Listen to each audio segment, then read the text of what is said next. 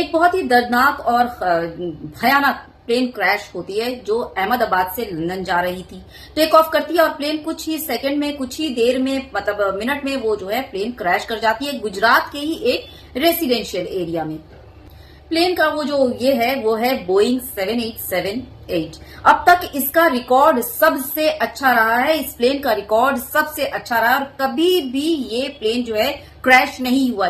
ये पहला इंसिडेंट था और ये एक ड्रीम लाइनर प्लेन है और इसका सेफ्टी जितना भी रिकॉर्ड रहा है ना वो जबरदस्त रहा है, वो बहुत ही अच्छा रहा है। ड्रीम लाइन की पहली फ्लाइट 15 दिसंबर 2009 को अपनी जो है वो उड़ान भरती है और इन 16 सालों में इस तरह के खतरनाक, वो भी खतरनाक वाले हादसे कभी भी नहीं हुए, वो भी इस लेवल का प्लेन क्रैश कभी भी नहीं हुआ इस बोइंग 787 ड्रीम लाइनर प्लेन के साथ। वैसे आपको बता दूं कि according to Economic Times Boeing 737 max में कई सारे जो है वो डिफेक्ट्स देखे गए और पिछले 7 सालों में काफी एक्सीडेंट्स हुए हैं और कई क्रैशेस हुए हैं जिसमें मरने वालों की तादाद है वो है 346 रही है मरने वालों की तादाद। लेकिन बोइंग 787 में ये, जबकि ये 11 साल पुराना प्लेन था, जबकि इसका लाइफ स्पैन, इस प्लेन का लाइफ स्पैन बताया जाता है 20 से 30 साल तक।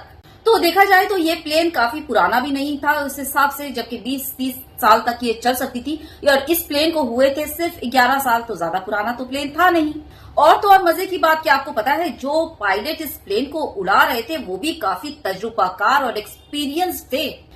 इस प्लेन के जो पायलट थे वो, उनका नाम था कैप्टन सुमित सबरवाल और उनका रिकॉर्ड रहा है अब तक का कि उन्होंने जो है 8200 आवर तक अब तक वो प्लेन उड़ा चुके हैं, उनका रिकॉर्ड रहा है। जब ये प्लेन क्रैश करता है तो वेदर का भी कोई इशू नहीं था, वेदर भी बिल्कुल ठीक था, खराब नहीं थी और ना ही हवाएं वो ज्यादा तेज थी, हवाएं भी नॉर्मल चल रही थी और इस प्लेन की विजिबिलिटी थी 6000 मीटर तक की, यानी कि 6 किलोमीटर तक की विजिबिलिटी थी जो कि काफी क्लियर थी और अच्छी खासी, मतलब इसको अच्छा विजिबिलिटी वो माना जाता है। ठीक, तो सवाल ये होता है, आखिर सवाल ये पैदा होता है कि आखिर प्रॉब्लम जो है वो कहाँ हुई।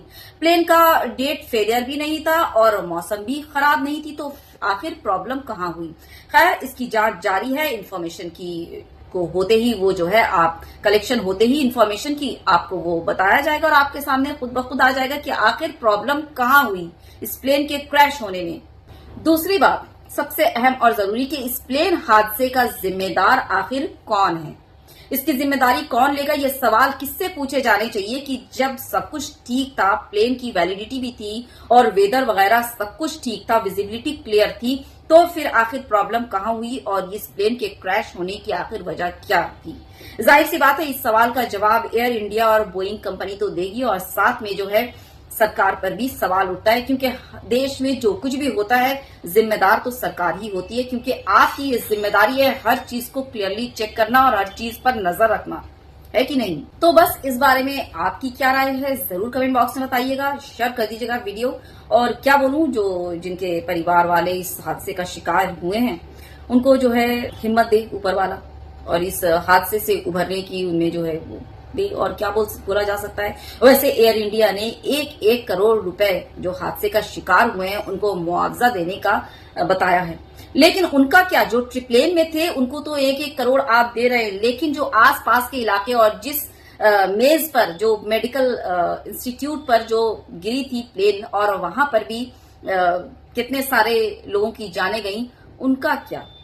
हाँ, आपने तो इनको, प्लेन वाले को, जो प्लेन का आपका टिकट खरीदा था और उसमें शिकार, लेकिन आपका प्लेन जहां पे गिरा और आपके प्लेन के गिरने की वजह से वहां पर खा रहे, पी रहे और नॉर्मल अपनी जो है काम कर रहे लोगों की जाने गई, उनका क्या।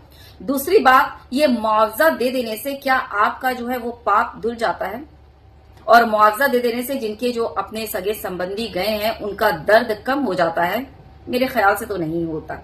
खैर, आपकी क्या राय कमेंट बॉक्स में जरूर बताइएगा, शेयर करना वीडियो बिल्कुल मत भूलिएगा। बहुत ज्यादा अपना ख्याल रखिए। अल्लाह हाफिज।